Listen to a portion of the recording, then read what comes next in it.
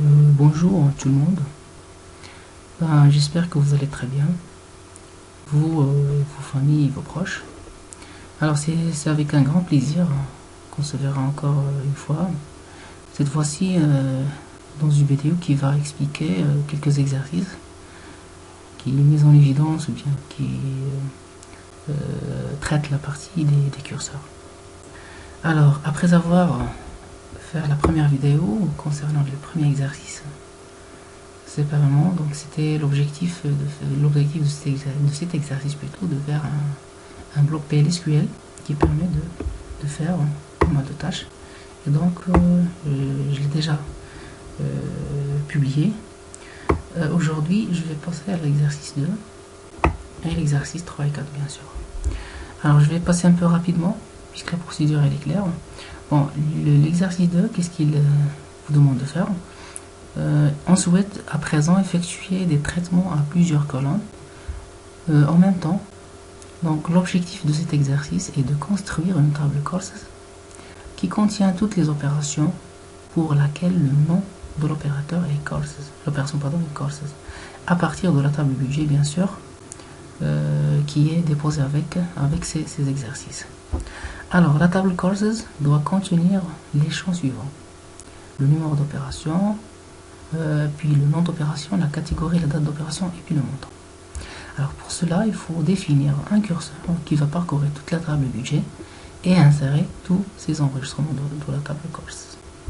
Donc voilà notre objectif. Bien, ce qu'on vous demande de faire, donc on vous demande de créer un curseur dans lequel vous allez parcourir tous les éléments de la table budget et les insérer bien sûr dans une table qui s'appelle courses, mais avec bien sûr les conditions. Cette table ne contient que les opérations de type courses. Voilà, donc ce qu'on pourrait faire tout d'abord, c'est la création de la table courses, bien sûr, qui contient les champs suivants. Donc il contient le numéro d'opération, le nom d'opération, la catégorie, puis la date d'opération et le montant.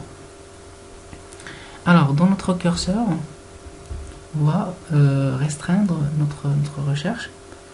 Bien, les insertions de la table courses vont concerner juste les enregistrements dont la catégorie est égale, ou bien oui, dont le nom d'opération bientôt est égal courses. Voilà, donc on commence notre curseur par le mot déclare. Donc si on a des variables, donc on n'a pas de bon. On peut déclarer la variable juste en bas après la déclaration du curseur. Donc on crée notre curseur, il s'appelle budget cursor, budget cursor par exemple. C'est un mot personnalisé. Is, et on le définit. Is, donc on le remplit par l'ensemble des enregistrements de la table budget where le nom d'opération est égal à courses, tout simplement. Alors après on déclare une variable line de type row type, voilà, de type curseur qu'on vient de créer. Donc c'est une variable de type enregistrement. Donc il contient de type curseur. Donc il contient tous les colonnes ou bien les champs. Alors on commence notre bloc PSQL. Puis on ouvre notre curseur qu'on vient de créer et puis on utilise une boucle pour parcourir les éléments du curseur qu'on vient de créer.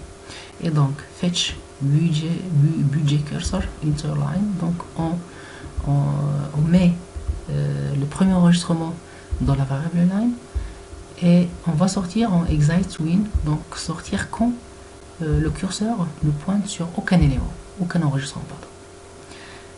Donc voilà, et puis on insère ces éléments là, on est toujours à l'intérieur de la boucle, on insère les éléments insert into la table qu'on vient de créer, les valeurs suivantes. Donc là, comment accéder à ces valeurs? C'est via la variable line bien sûr, dot point, numéro d'opération, virgule, line, le nom d'opération, line catégorie, line date d'opération bien sûr, jusqu'à la fin, jusqu'au montant. Donc là, il faut faire attention à ce que le nombre de champs ici doit coïncider avec le nombre de champs dans la table courses qu'on vient de créer. Et voilà, donc on ferme notre boucle et on ferme notre curseur, bien sûr qu'on vient de créer. Donc voilà comment faire pour répondre à la question 2. Maintenant, pour voir le résultat de cette booléenne de ce curseur, donc on essaie de l'exécuter. Clear screen. Voilà, donc la première chose c'est quoi? C'est charger notre script. D'accord, donc c'est arrobasque plutôt, bon, c'est déjà chargé je pense. Alors c'est exercice 2.sql. On exécute notre script, notre curseur. Donc on précède par un arrobasque puis le chemin absolu là où on avait enregistré notre script et puis le nom de fichier. Voilà, donc là, qu'est-ce qu'il a dit? Normalement, lors de la création de la table courses, donc il a rencontré une erreur, donc la table existe déjà. Donc ce que je vais faire, donc je vais l'exécuter, je vais la supprimer. Drop type courses.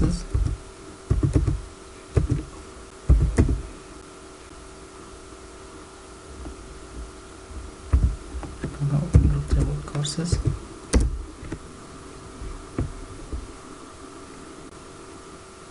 Voilà, donc je réexécute notre script, table créée, et puis procédure PL/SQL terminée avec succès. Alors là, on vérifie, select étoile from courses. On essaie de voir est-ce qu'il est vraiment bon. Voilà, donc qu'est-ce qu'il a fait? Normalement, il a importé tous les enregistrements qui ont courses comme nom d'opération. Voilà, donc il a importé tous les enregistrements qu'on désire normalement créer dans la table courses. Voilà, donc ça c'est grosso modo comment on fait pour créer un curseur qui permet de faire une tâche quelconque. Voilà, c'est tout ce qui concerne l'exercice 2. Maintenant passons à l'exercice 3. Voilà, donc l'exercice 3. Dans l'exercice 3, normalement, c'était un travail à faire et à rendre. Mais là, on souhaite créer une table budget euro avec toutes les opérations réalisées depuis le passage de l'euro, c'est-à-dire depuis 2001, le 1 2002, pardon, avec le montant des opérations exprimées en euros, non plus en dirham. Donc le taux de conversion, par exemple, on va prendre 11, par exemple. Vous pouvez mettre n'importe quelle valeur. Alors, créer une nouvelle table budget euro, définissez un curseur qui traite toutes les opérations réalisées depuis le 1 2002 et insérez dans la table budget ces opérations avec le montant exprimé en euros. Donc, autrement dit, donc on va essayer de convertir le montant du dirham vers l'euro pour tous les enregistrements, pour toutes les opérations qu'on avait dans la table budget. Et alors, voilà, donc comment on va faire? Alors, la première chose, c'est la création de la table budget. Maintenant, puisqu'on va agir sur tous les enregistrements, donc on va créer la table budget qui est identique à la table budget euro, identique à la table budget. Donc on fait une copie de la table budget dans la table budget euro, et puis on essaie de vider la table budget euro pour s'assurer qu'il ne contient aucun enregistrement. Puis on commence notre curseur. Donc avec le mot-clé déclare, puis on crée notre curseur. Budget curseur, curseur si vous voulez. Euro curseur. Is, et puis on essaie de chercher tous les enregistrements de la table budget qui vérifie la condition dont la date d'opération supérieure à 1-1-2002. Donc c'est seuls ces enregistrements-là qu'on va convertir du dirham en euros. Puis on déclare une variable line de type curseur. Voilà. Et puis on commence notre bloc backend. Alors on ouvre tout d'abord notre curseur et on applique une boucle loop. Donc faire, donc fetch, donc on essaie de parcourir les éléments de notre curseur interline, d'accord, de la variable line qui est de type curseur, et il va sortir quand ce curseur ne pointe sur aucun élément, aucun enregistrement.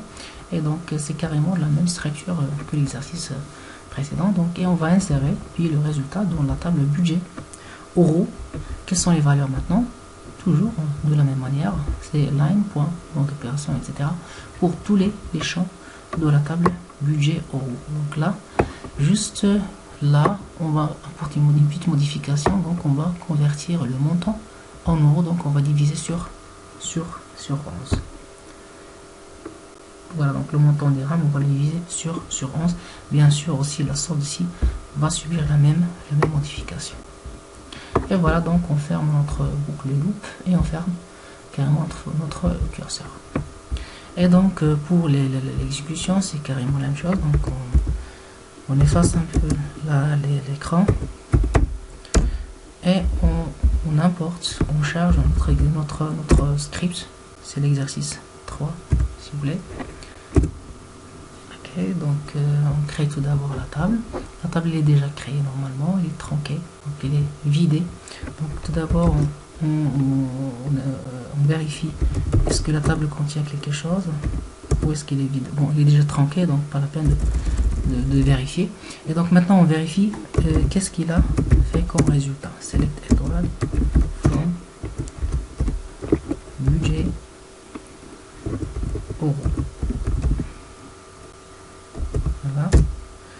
Et voilà, donc il a fait carrément la conversion. Donc on essaie de le comparer à la table budget, c'est-à-dire les valeurs qui sont en dirham. Voilà, donc on n'a pas bon, je vais réexécuter l'autre commande ici pour voir un peu la comparaison. Voilà, pour le numéro d'opération 26, il est là. Alors le nombre d'opérations cadeau, donc ils étaient 750. Donc si on divise sur 11, ça donnera 68. Donc il a vraiment fait la conversion du dirham vers l'euro pour tous les, bien sûr, pour tous les enregistrements. Donc ça c'est l'exercice 3. Je pense comme vous l'avez vu, je pense que vous l'avez constaté, donc c'est très simple normalement de faire un curseur qui permet d'agir à la fois sur tous les enregistrements avec bien sûr la possibilité de l'utilisation du script PLSQL. Voilà. Donc